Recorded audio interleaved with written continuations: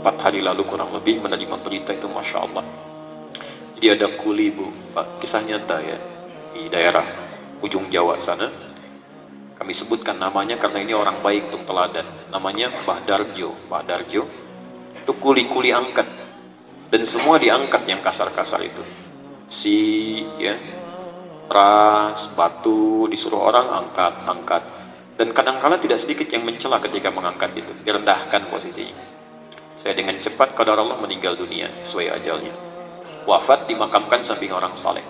9 tahun kemudian, ini kisah nyata, cucunya meninggal. Cucunya.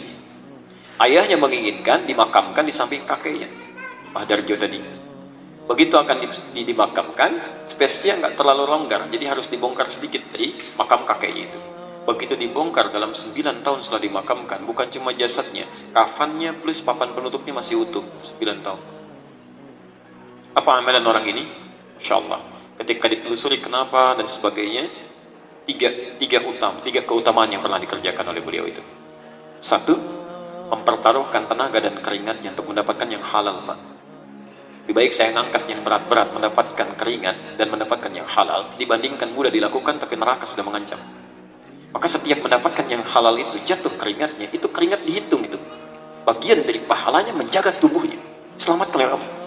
Makanya orang-orang yang mencari keringat, mencari rizki dengan keringatnya, dan tidak pernah terfikir berbuat yang haram, Masya Allah, itu dijamin oleh Quran, Allah yang akan mudahkan hidupnya, menjaga rizkinya.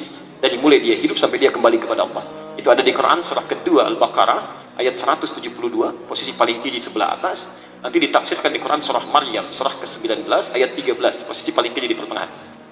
Ya ayyuhalladzina amanu, hai orang-orang yang merasa punya iman, kulu min thayyibati ma razaqnakum, silahkan kamu cari untuk bekal makanmu. Min thayyibati, yang baik-baik, ma razaqnakum, kami yang sediakan. Saya agak cepat sedikit. Hukum mencari rezeki, hukumnya secara umum ada di Al-Baqarah ayat 168, posisi paling kanan sebelah bawah.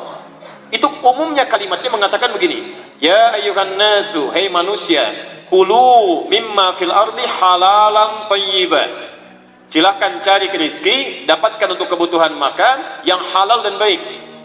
Cara dapatnya halal, dibelikan yang terbaik untuk kesehatannya. Tapi ketika mengatakan pada orang beriman, kalimat halalnya dibuang, Pak. Silahkan cek, ya ayyuhan nasu halalan thayyiban, ya ayyuhalladzina amanu, ketika menyebutkan iman, halalnya dibuang. Kulu min thayyibati ma razaqnakum, silahkan cari yang baik-baik, kami sediakan, bukan kamu yang capek mendapatinya.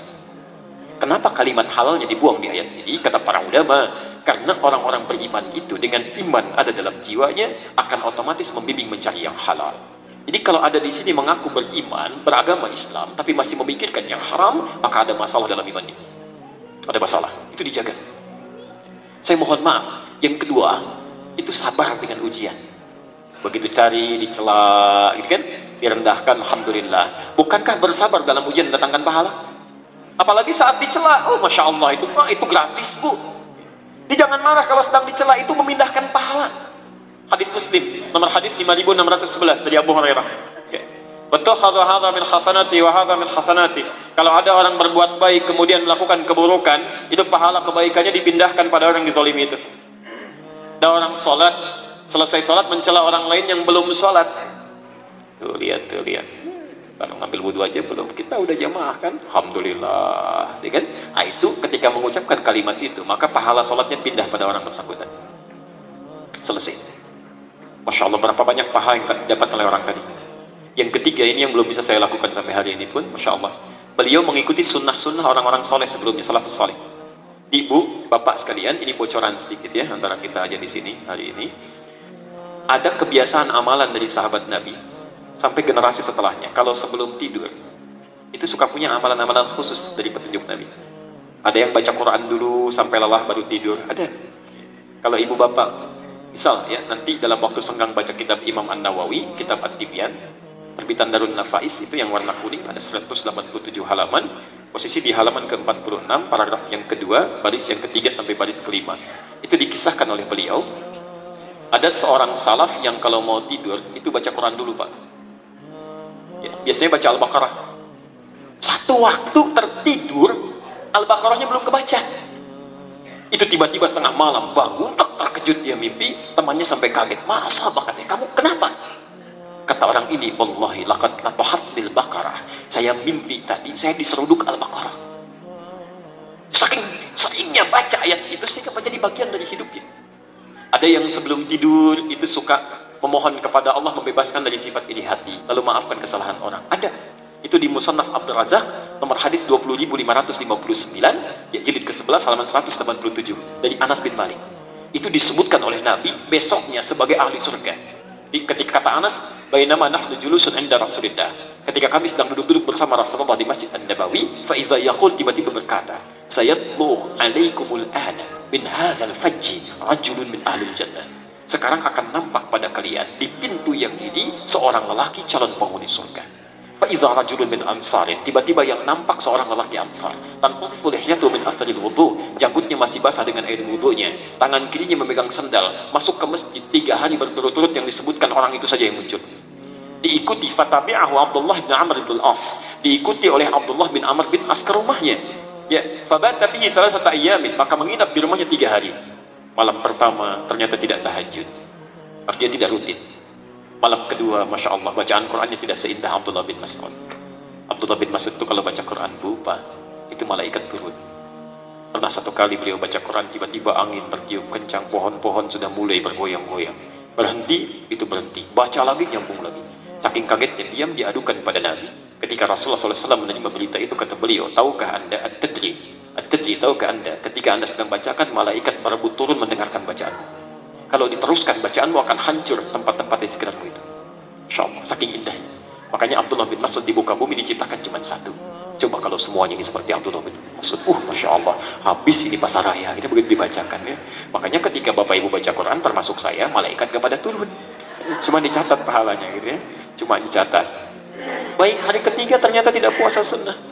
Gak terlalu rutin. Sehingga bingung, ini orang apa amalannya? Allahu Akbar. Ketika dia akan pergi, baru dikabari. Ya, saya punya amalan nggak canggih-canggih seperti yang lain. Saya cuma membiasakan sebelum tidur di keheningan malam, memohon supaya dibebaskan dari sifat iri hati dan memaafkan kesalahan orang lain. Kata Nabi, surga itu, surga. Nah, Mbah Darjo tadi mencari yang paling ringan, bersolawat pada Nabi setiap sebelum tidur. Allahumma sholli ala Muhammad wa ala ali Muhammad. Itu sampai basah lisannya, sampai lelah baru tertidur. Dan kesaksian keluarganya pernah ketika membacakan itu sampai hitungan 16.000 salawat pada Nabi. Bukankah Nabi mengatakan, man shalla alaihi salatan wahidah, sallallahu alaihi asyra salawat, siapa yang bersalawat kepadaku 1 kali, Allah membalasnya 10 kali. Maksud saya, mohon maaf ya, kalau beliau dipanggil pulang duluan, telah menghadap Allah, barangkali menurut Allah dosanya begitu kecil, amalnya sudah banyak, dijadikan hikmah untuk kita. Kalau saya, anda, kita dihidupkan sampai hari ini, di awal bulan Dzulhijjah, belum mau diampuni dosa juga, dengan cara apa lagi Allah mesti ampuni dosa kita? Cobalah, coba dulu merenung pelan-pelan. Satu saat kita pulang, saat kita meninggal. Dunia aja begitu dicari luar biasa, berangkat gelap, pulang gelap, dikumpul-kumpul. Apa anda pikir akan dibawa ke akhirat? Tidak. Jadi yang sementara aja begitu serius, kenapa yang hidup